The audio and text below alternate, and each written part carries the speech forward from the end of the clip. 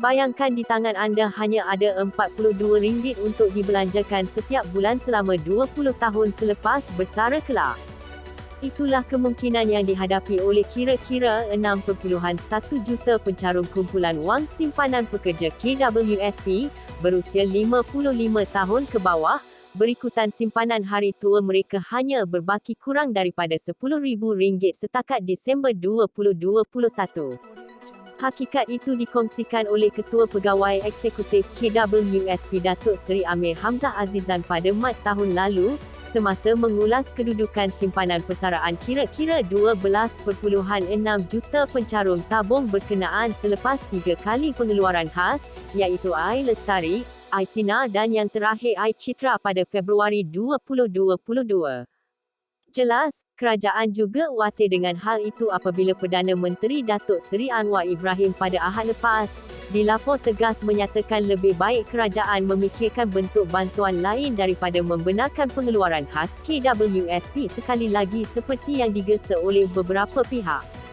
Pakar ekonomi yang dihubungi bernama bersetuju dengan kenyataan Anwar apabila masing-masing melihat pengeluaran KWSP bukan penyelesaian mampan terhadap masalah kewangan rakyat dalam mengharungi peningkatan kos sara hidup sekarang.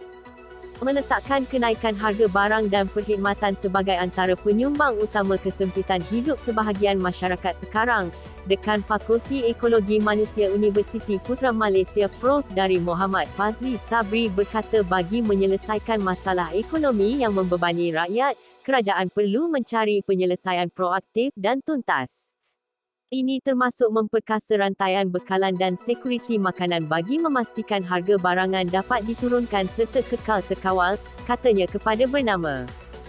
Saya percaya jika masalah kos sara hidup dan isu berkaitan peningkatan harga barang ini dapat ditangani dengan baik, kebajikan rakyat akan terbela, tambah beliau.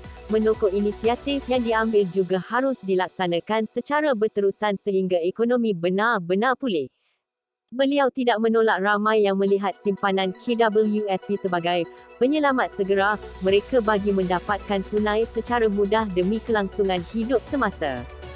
Atas sebab itulah kerajaan perlu cari penyelesaian menyeluruh kerana kita lihat isu kenaikan harga barang ini bukan isu lokal semata-mata, sebaliknya adalah isu global yang turut didepani negara lain seperti Amerika Syarikat, United Kingdom dan negara Eropah. Sekiranya pencarum mahu keluarkan simpanan mereka atas alasan itu, kita juga khawatir cabaran yang akan kita hadapi pada masa akan datang. Mungkin keadaan ekonomi ketika itu lebih mencabar dan bagaimana pencarum nak survive pada waktu itu dengan tabungan persaraan yang sangat sedikit, tambah Muhammad Fazli. Baru-baru ini Pertubuhan Aktivis Rakyat Malaysia Pro-Rakyat menggesa kerajaan menimbang pengeluaran caruman KWSP antara RM10,000 dan RM30,000 secara sekaligus, yang mana menurut Presidennya Airul Anwar Othman, bertujuan mengelak rakyat terputus perbelanjaan tunai. Ini kerana katanya masih ada pencarum terkesan oleh tempias COVID-19 termasuk belum memperoleh pekerjaan baharu selepas diberhentikan ketika penularan pandemik itu memuncak, sedangkan mereka mempunyai komitmen kewangan yang tinggi seperti tunggakan bayaran balik pinjaman. Kementerian Kewangan sebelum ini dilaporkan berkata pengeluaran khas, khususnya daripada akaun 1 KWSP, memberi kesan jangka panjang iaitu pengurangan jumlah simpanan persaraan yang agak ketara bagi mereka yang berkenaan. Menurut kementerian itu lagi, 3 pengeluaran khas yang dibenarkan oleh kerajaan sebelum ini memanfaatkan 7.34 juta ahli dengan jumlah keseluruhan yang dikeluarkan sebanyak RM101 bilion. Pengeluaran khas itu juga katanya menyebabkan penurunan ketara dalam peratusan ahli yang mencapai simpanan asas RM240,000 pada usia 55 tahun, daripada 36% pada 2020 kepada 30% pada akhir 2021.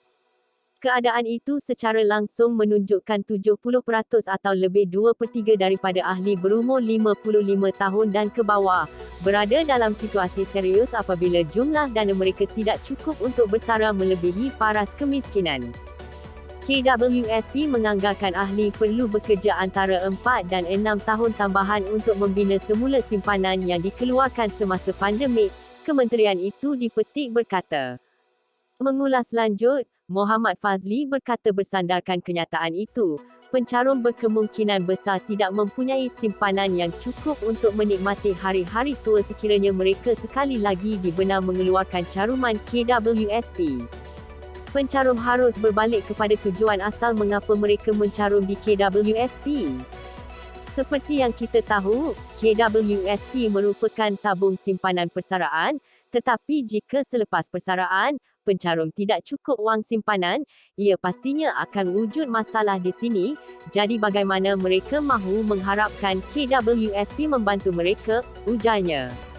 Muhammad Fazli juga berpandangan ada pelbagai pendekatan tidak bersandarkan bantuan tunai boleh diambil oleh kerajaan termasuk bekerjasama dengan syarikat berkaitan kerajaan GLC, serta syarikat pelaburan berkaitan kerajaan GLIC menerusi penawaran pekerjaan kepada yang terjejas.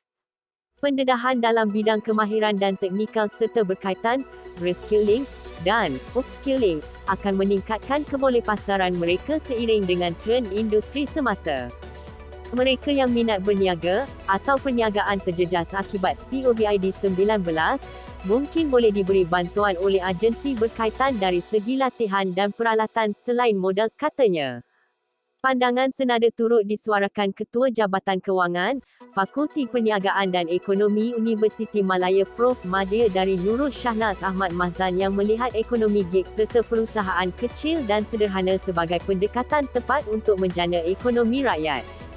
Syur beliau, menerusi pendekatan itu, kerajaan memberikan insentif kepada syarikat yang bersedia menggaji mereka yang masih menganggur selepas diberhentikan kerja.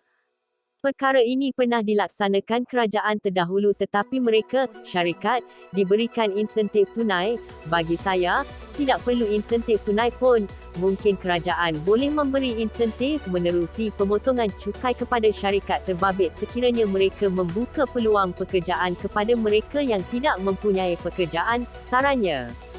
Pada masa sama beliau tidak menyangkal ada antara rakyat yang benar-benar kesempitan dan memerlukan aliran tunai segera demi kelangsungan hidup, khususnya bagi mendapatkan barangan keperluan asas termasuk menjelaskan bil utiliti. Bagi menangani isu itu, beliau berpendapat pusat zakat boleh memainkan peranan dengan memperluas pemberian bantuan kepada bukan asnaf yang kehilangan punca pendapatan. Yakin kaedah itu dapat membantu mereka yang terdesak perlukan aliran tunai, Nurul Shahnaz berkata langkah tersebut juga boleh mengalihkan perhatian rakyat daripada KWSP yang seakan sudah menjadi tabung buluh mereka. Mungkin juga bantuan boleh dibuka kepada bukan Islam yang memerlukan, misalnya memberikan bantuan modal untuk mereka memulakan perniagaan, kata beliau.